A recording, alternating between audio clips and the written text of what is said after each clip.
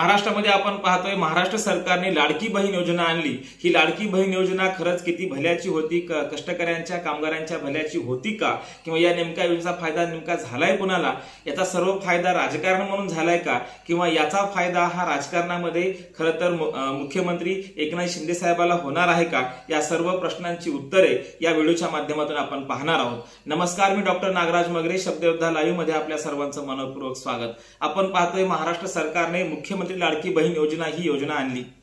ही योजना आणल्यानंतर आपण पाहतोय की भारतीय संविधान सांगतं कल्याणकारी राज्याची संकल्पना ही भारतीय संविधानामध्ये आहे। मग नेमकं हे कल्याणकारी राज्य काय असते, तर सरकारने ज्या काही योजना आहेत ते खरं तर जनतेच्या कल्याणासाठी उभ्या केल्या पाहिजे, आणि कल्याणकारी राज्याचं ते कर्तव्य असतं की राज्याने जनतेचं कल्याण केलं पाहिजे। आणि अशा विविध योजना आतापर्यंतच्या सरकारनं आणल्या, परंतु एकमेव मुख्यमंत्री असे आहेत ज्यांची ही योजना आज खरं तर गावागावापर्यंत, वाडी तांड्यापर्यंत मोठ्या प्रमाणामध्ये प्रसिद्ध आहे, किंवा मोठ्या प्रमाणामध्ये ह्या योजनेचा बोलाबाला सुरू आहे। आणि मग ही योजना कोणती आहे, तर मुख्यमंत्री लाडकी बहीण योजना।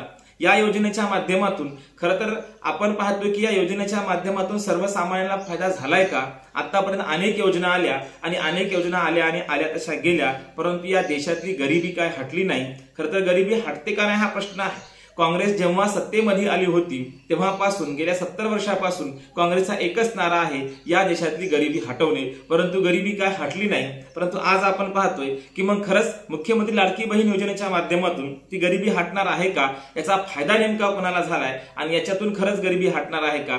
खरं तर आज आपण पाहतोय लोकशाहीमध्ये कल्याणकारी राज्याची संकल्पना असेल, किंवा लोकांच्या खात्यामध्ये जे काही 1500 रुपये ज्या योजनेच्या माध्यमातून पडत आहेत त्या योजनेच्या माध्यमातून सर्वसामान्य लोकांना किती फायदा झालाय।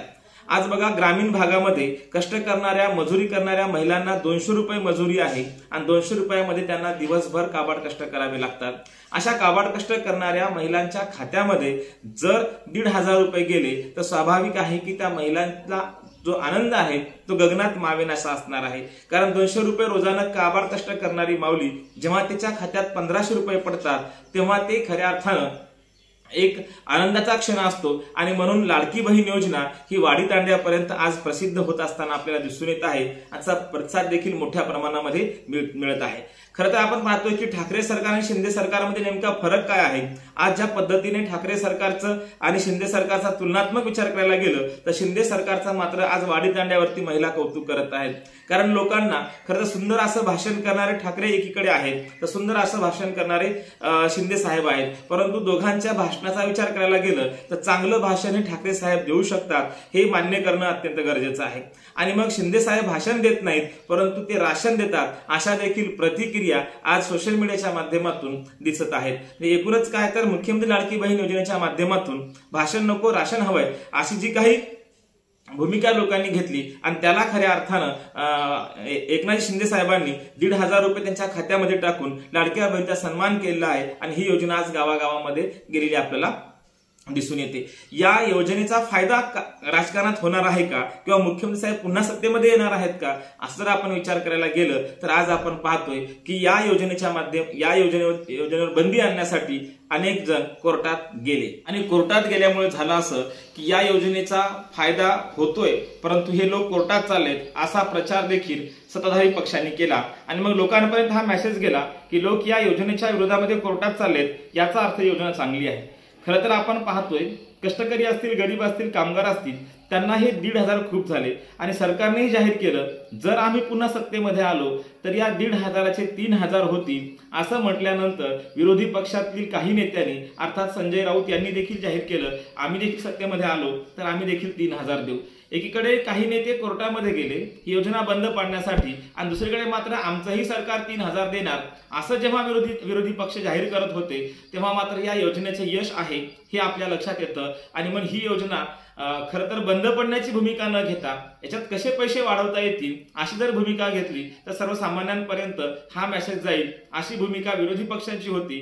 परंतु तोपर्यंत कोर्टात गेलेला मेसेज हा जनसामान्यापर्यंत गेला, आणि आज सरकार पुन्हा यावं अशीच खरं तर महिलांची ही मागणी दिसून येते। बऱ्याच ठिकाणी महिलांशी चर्चा केल्यानंतर असं लक्षात आलं की त्यांना पुन्हा नव्यानं ही योजना सुरू करण्यासाठी, खरं तर ही योजना चालू ठेवण्यासाठी हे सरकार येणं किती गरजेचं आहे हे देखील त्या सांगत होत्या। आणि म्हणून लाडक्या बहिणी ह्या आपल्या लाडक्या भावाला खरं तर पुन्हा एकदा सत्तेमध्ये बसवतील का हे पाहण्यासारखं असणार आहे। परंतु आजच्या घडीला मुख्यमंत्री लाडकी बहीण योजना आज आपण पाहतोय इतकी प्रभावी ठरत आहे।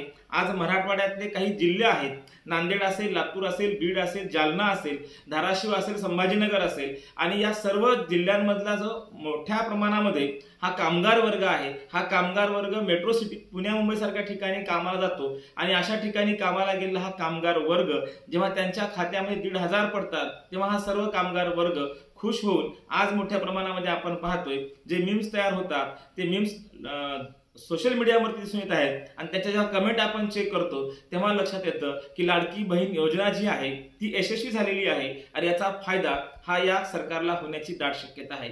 कारण याच्यामध्ये आपण पाहतोय कोर्टात गेल्यामुळे आणि या योजनेच्या विरोधामध्ये काही लोक गेल्यामुळे नेमकी विरोधी पक्षांची गोची इथे झाली की कोणीतरी कोर्टात जातं आणि कोर्टात गेल्याची बातमी ही महाराष्ट्रभर पसरते आणि ही योजना बंद पाडण्यासाठी हे लोक कोर्टात गेले असा प्रचार स्पष्ट होतो आणि थेट होतो। आणि अशा प्रसंगी ह्या योजनेला कुठेतरी थांबवायचा प्रयत्न विरोधी पक्ष करत आहेत। असा जेव्हा प्रचार लोकांत झाला तेव्हा आजच्या घडीला ही योजना टिकावी यासाठी लाडक्या बहिणी आपल्या भावाला सत्तेमध्ये आणण्याची दाट शक्यता आहे। धन्यवाद।